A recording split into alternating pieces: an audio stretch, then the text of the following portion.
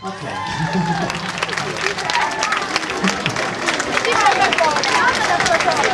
Adesso passiamo ad un altro album. Grazie. Questo brano parla del carpe diem, che è quello che noi dovremmo essere abituati a cogliere. E secondo me nella vita tante volte cadiamo, e cadiamo credo per rialzarci e rialzarci molto più forte di prima.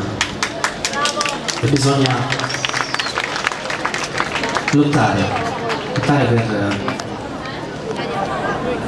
andare avanti sia per noi stessi che per le persone a cui vogliamo bene. E dedico a tutte quelle persone l'infinito.